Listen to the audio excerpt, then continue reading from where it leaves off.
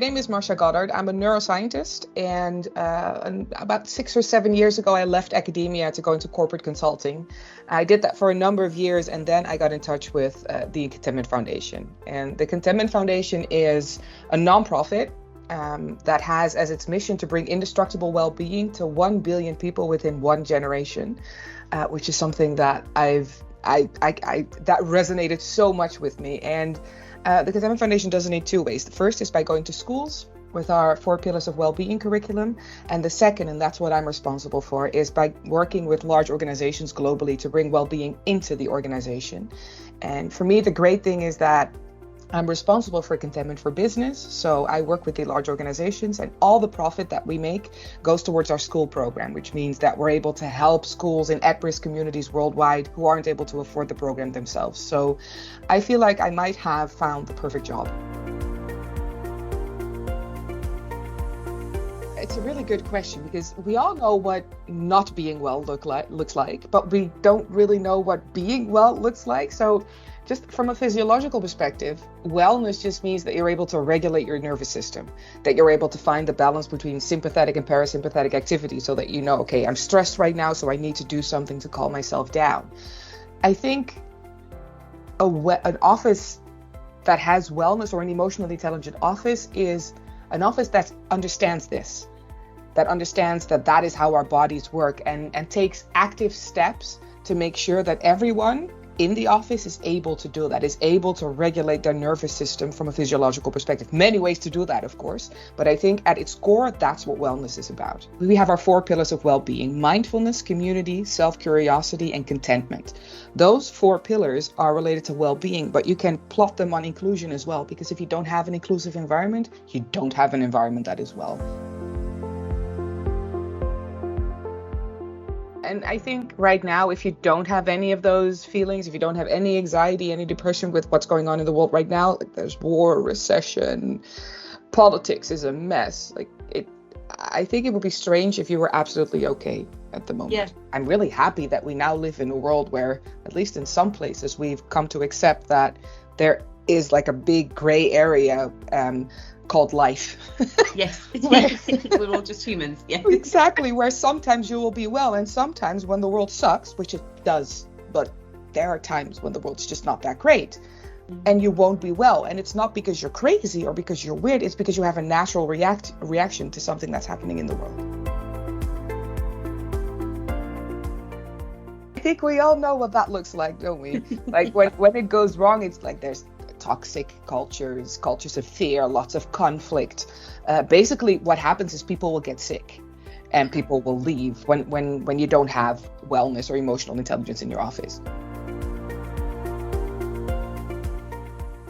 When it does go well, I think what you have then is you have people working who don't run away from their emotions, or who don't try to hide any negative feelings or worries that they might be having, or even things that they are proud of. People are then able to show vulnerability and openness when it comes to the emotional experience that we all have. We all have this in common, right? We all have those emotional experiences. And I think being able to show them honestly and authentically, that's what wellness will look like. You will see increased engagement in people. You will see enhanced physical and mental health, which leads to resilience. And again, looking at that from a global perspective right now, what you need in the workplace is resilience, because things just keep changing up on us. It started many, many years ago with the impact of technology coming into the workplace, right? All of a sudden, our jobs were changing. Digital transformation was a thing for a very long time, and then COVID came, and digital transformation was sort of pushed to the background a little bit. But since COVID, it's been like a nonstop barrage of changes that just keep coming and keep coming. So you need your people to be resilient. And that's why you need to get this right. Because if you get this right, if you get wellness, emotional intelligence, if you get it all integrated into the way that you work, you will have a resilient workforce. And also, just from a business perspective, that will increase your productivity. it will just lead to better business results. I studied high performance culture for a number of years, which is also one of those words.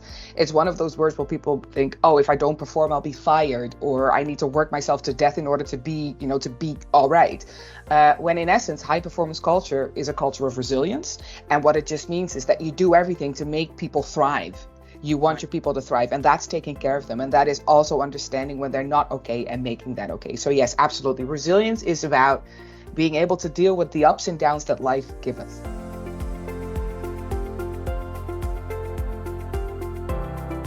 If you don't do anything related to taking care of your people, or if you don't explicitly show what you're doing to make sure that people can actually have a life while they're working with you, you're gonna, especially the new generation, is gonna be like, see you.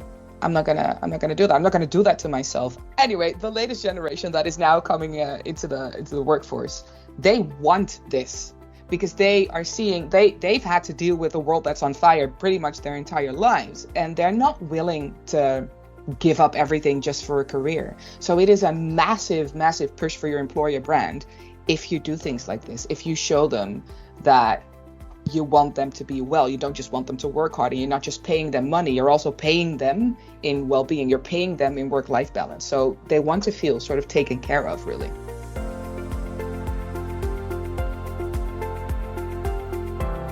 I think this touches upon psychological safety in the workplace. They're right, you're not their mom, but what you want is create an environment where if they do feel like they want to share something, they're able to, and they don't have to be scared to do that. And if you act like that's okay, so that's none of my business, so this is not something that we talk about on the work floor, okay, they won't. But it will still be there. Just because you deny it doesn't mean it's not there. So they will still feel bad.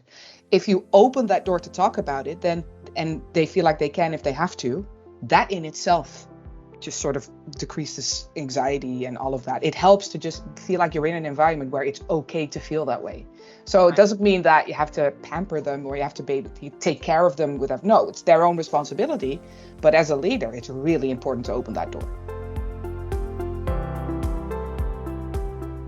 With a few of our clients, we've been able to shift their mindset from, oh no, we need to talk about the hard stuff and the money, and shift it towards, oh, hold on.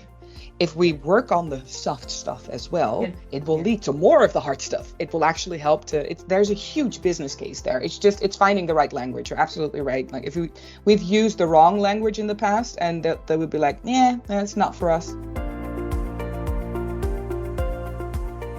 Now, if I could give some tips, as in stuff that you could do to create that safety, it would be firstly to give people autonomy.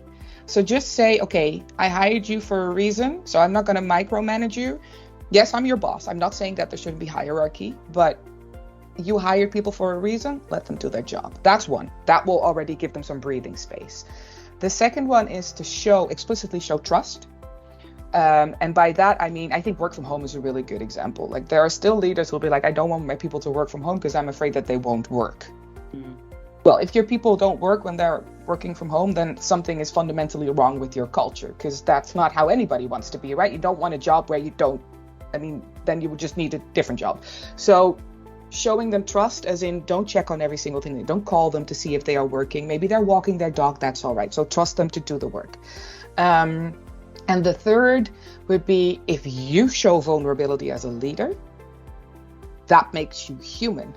And as soon as you turn into a human, they're like, oh, thank you. Now I can be human as well. So I think those are three things that are much more easily said than done, obviously. Right. But those are three things that you can do to start creating that psychological safety just within your own team. What we try to do is, obviously there are some common threads, but every organization is different. So what we try to do is we analyze when we work with an organization, the first thing we do is we analyze the main challenges when it comes to like the wellness of their employees. And then we help organizations tackle those challenges in a sustainable way. Because we're the type of, we do consulting, corporate consulting, but we prefer not to work with you forever. It's not good. It maybe might not be a good business model, but that's how we operate. So we want to actually help you. We're scientists, so everything we do is backed by science, combined with our corporate consulting experience. So what we try to do is we try to translate the fuzzy concepts like mindfulness and emotional intelligence, which to some are a little bit like, what exactly does it mean? we translate it into concrete work floor interventions. So we actually start doing things with your employees and your leaders that will help you to create a thriving culture. I think it might be best to just give an example of what we've done in the past. So we worked, for example, with a really large FMCG company, international. So they had offices in multiple countries. And when we worked with them, what we did was we used our Science of Wellbeing workshop series to help the leaders understand what well-being looks like. Because our motto is, you cannot give what you don't have.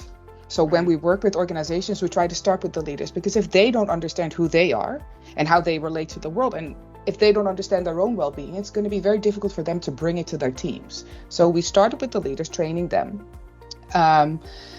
Obviously, we did the analysis as well, where we figured out, okay, what are the main things that need to be worked on? And then what we did was we started developing specific interventions for the different departments in the different countries. Because you can say, oh, we're corporate HQ and we're going to bring you this intervention globally, but there are differences. Right. There are differences in how well-being is perceived and differences in the stigmas that are out there culturally. So you need to keep those in mind. So we worked locally with well-being communities in the different countries to make sure that what we did was tailored to their needs and to their culture. And to make sure that we created a lasting change. Once everybody was trained and we did all those interventions, what we did was we integrated it into, in their case, the performance review cycle. So that way, well-being became an integral part of the performance conversation every quarter.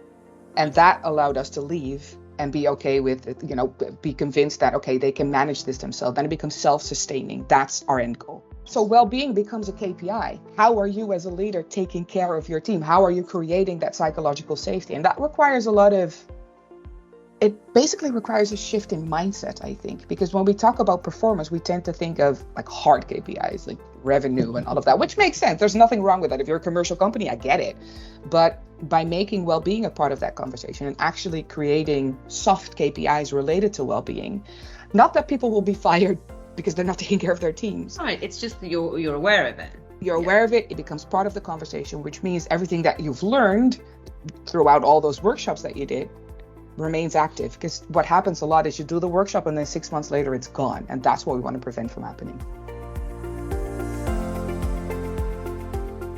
Mindfulness is one of the hippie words, right? People be like, oh yeah, people who do that just walk around in flip-flops and eat quinoa all day.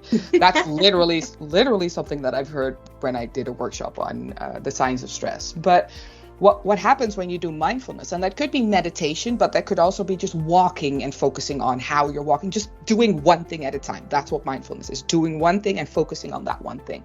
What happens in your brain is there's a brain area called the amygdala. It's a really important brain area. It regulates our fight or flight response, which is something that we need because it keeps us alive. The problem with the world in which we live is that there's not really that much objectively trying to kill us, but in our minds, there's a lot that's bothering us, trying to kill us. So we feel chased all the time. So our amygdala is overactive. It's sensing threat everywhere we go, but the threat is not tangible, which means you cannot run away from it. So we're a little bit off balance. Mindfulness, meditation, or whatever you want to call it, helps you to regulate your amygdala response. It helps you to regulate how active your amygdala becomes, which means you're able to regulate your stress response to things, which means you can be calmer under pressure. There are also connections with the frontal lobe. That's the front part of our brains where we make our decisions.